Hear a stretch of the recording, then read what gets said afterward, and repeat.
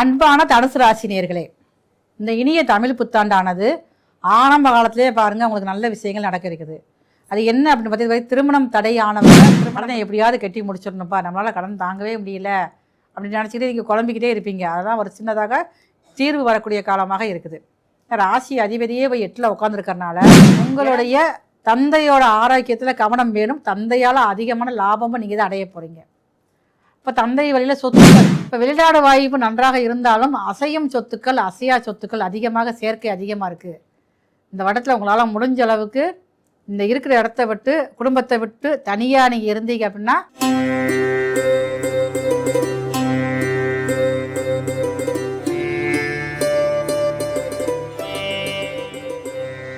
அன்பான ஜோதிடர் யுகம் டிவி நேயர்களுக்கு மருத்துவ ஜோதிடர் எஸ்ஆர் சங்கரேஸ்வரியன் அன்பான வணக்கங்கள். தமிழ் புத்தாண்டு 14/4/2026 காலை 9:30க்கு ரிஷப லக்னத்தில் இந்த இனிய தமிழ் புத்தாண்டானது பிறக்குது. உங்கள் அனைவருக்கும் இனிய தமிழ் புத்தாண்டு வாழ்த்துக்கள். பராபவ வருடம் எப்படி இருக்க போகுது அப்படின்னு சொல்லி பார்த்தீங்கன்னா, இந்த வருடம் ஆரம்பத்திலேயே உங்களுக்கு உங்களுடைய லக்னம், அதாவது இந்த புது வருடம் பிறக்கக்கூடிய லக்னமானது ரிஷப லக்னத்தில் பிறக்குது. ரிஷப லக்னத்துக்கு 2ஆம் இடத்துல மிதுன வீட்டில் பாருங்களேன், தனகாரகரான குரு இருக்கார். தனகாரகர் மட்டும் அவர் இல்லை, காலபுருஷனுக்கு 9ஆம் அதிபதி பாக்கியாதிபதியான குரு பகவான் பிறக்கக்கூடிய லக்னத்துக்கு 2ஆம் இடத்துல இருக்கிறதுனால இந்த இனிய தமிழ் புத்தாண்டானது நிறைய நல்ல மாற்றங்களில் உலகியல் ரீதியாக நல்ல மாற்றங்களை கொண்டு வருவதற்காக தயாராக இருக்கிறது.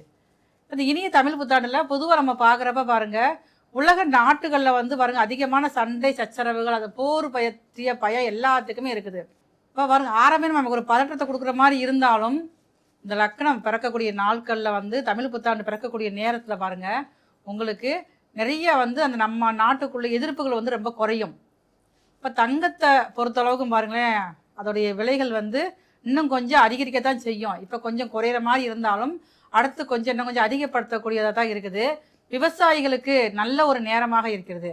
ஆனால் விவசாயிகள் எல்லாருமே கொஞ்சம் எந்த ஒரு விஷயம் நீங்கள் விவசாயம் செஞ்சாலும் அந்த காலத்துக்கு ஏற்ப நீங்கள் பயிரிட்டால் மட்டும்தான் உங்களை லாபத்தை அதிகமாக ஏற்படுத்த முடியும். ஒரு சில இடங்களில் நிறைய அவங்களுக்கு மழை அதிகமாக பெய்யும். ஒரு சில இடங்களில் பார்த்திங்கன்னா வறட்சி அதிகரிக்கக்கூடிய வருடமாக இந்த இனிய தமிழ் புத்தாண்டு இருக்குது.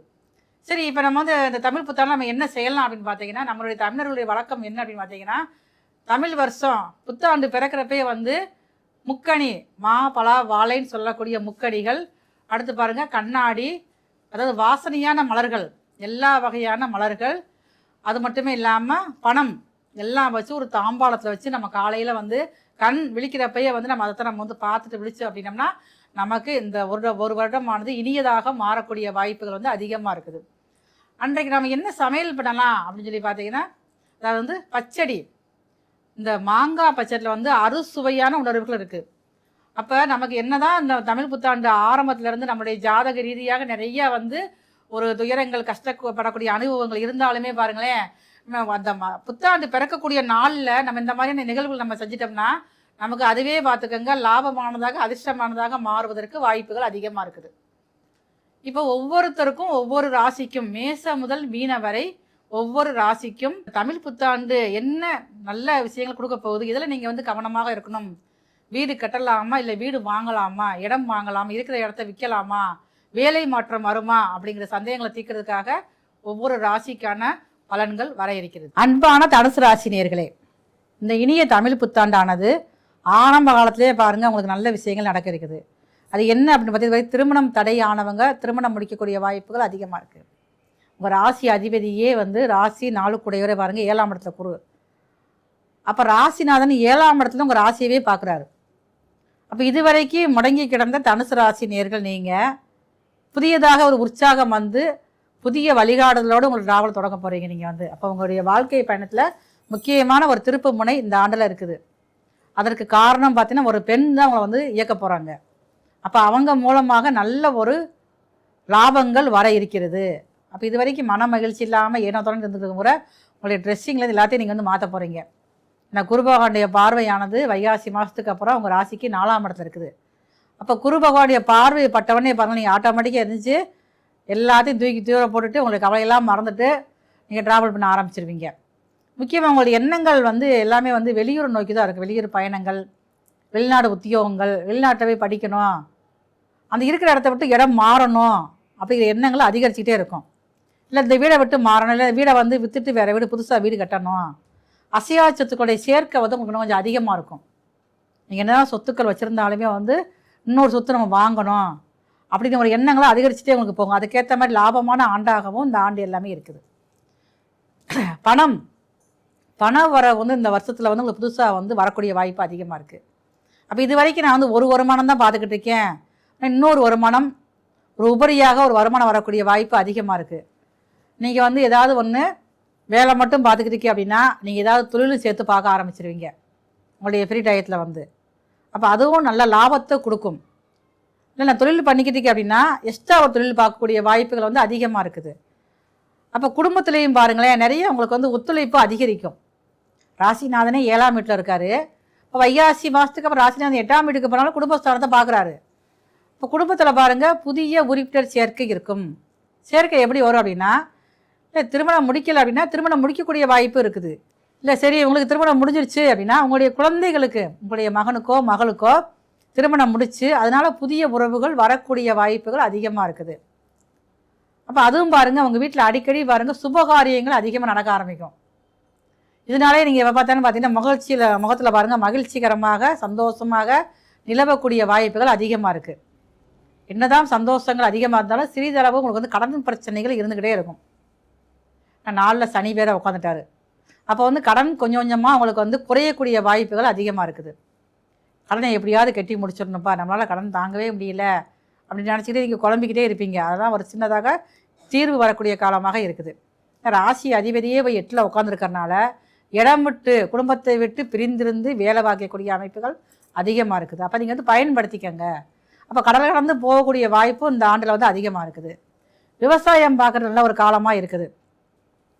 உணவு சம்மந்தப்பட்ட தொழில் பார்க்குறவங்க, பால் தொழில் பார்க்குறவங்க, இல்லை பால் சம்மந்தப்பட்ட துறையில் இருக்கிறவங்க, இது எல்லாத்துக்குமே வந்து இந்த ஆண்டு முழுவதுமே வந்து நீங்கள் எதிர்பார்க்காத அளவுக்கு நல்ல ஒரு லாபத்தை கொடுக்கக்கூடிய ஆண்டாக இருக்குது.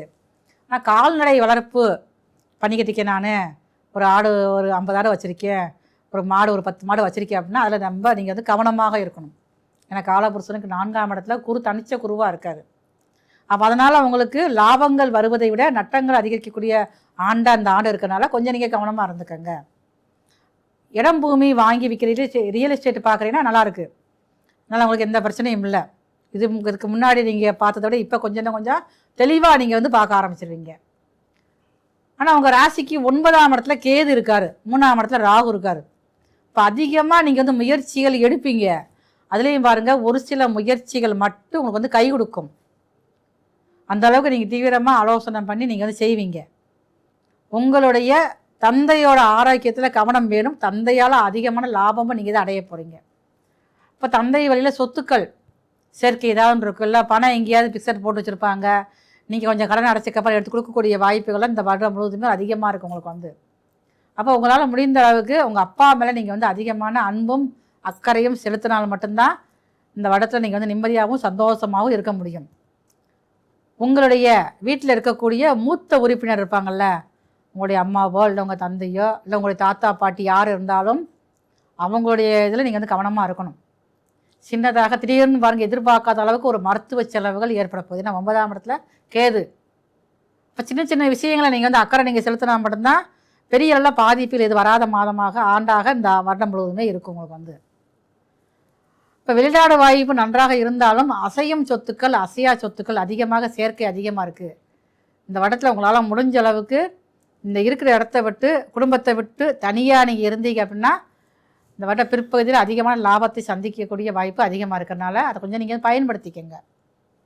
உங்களால் முடிந்த அளவுக்கு மதுரை சோழவந்தான் அருகே இருக்கக்கூடிய குரு பகவான் கோவில், அவர் அங்கே வந்து சுயம்புவாக இருக்கார். அப்போ அங்கே வர நீங்கள் வந்து சித்திரரத வல்லவ பெருமாள் கோயிலில் வந்து குரு பகவான் சுயம்புவாக இருக்கார். அங்கே போய் ஒரு வழிபாடு பண்ணிட்டு வாங்க. வியாழக்கிழமை அன்னைக்கு நீங்கள் வந்து போயிட்டு வரணும். வந்தீங்கன்னா இந்த வருடம் முழுவதுமே உங்களால் வந்து சிறப்பான ஆண்டாக இருக்கும். இனிய தமிழ் புத்தாண்டு வாழ்த்துக்கள். இது வரைக்கும் நாம் வந்து பார்த்துக்கிட்டது எல்லாமே பாருங்களேன் 12 ராசிக்குமான இனிய தமிழ் புத்தாண்டின் பொது பலன்கள் மட்டும்தான். இதே இது பாருங்க, உங்களுடைய சுய சாதகப்படி உங்களுக்கு என்ன தசை நடக்கு, உங்களுக்கு என்ன மாதிரி நன்மைகள் நடக்க இருக்குது அப்படிங்கிற விஷயங்களை நீங்கள் தெரிஞ்சுக்கணும் அப்படின்னா, கீழே உள்ள நம்பருக்கு நீங்கள் எனக்கு ஃபோன் பண்ணி நீங்கள் அப்பாயின்மெண்ட் வாங்கிட்டு நீங்கள் இந்த ஜாதகம் பார்க்கணுன்னா விருப்பப்பட்டீங்கன்னா தொடர்பு கொள்ளுங்க. உங்களுக்குரிய அத்தனை விஷயங்களும் செஞ்சு தரப்படும். நல்ல ஒரு தீர்வானது உங்களுடைய ஜாதக ரீதியாக உங்களுக்கு ஏற்படக்கூடிய சந்தேகங்களுக்கு தீர்த்து வைக்கப்படும்.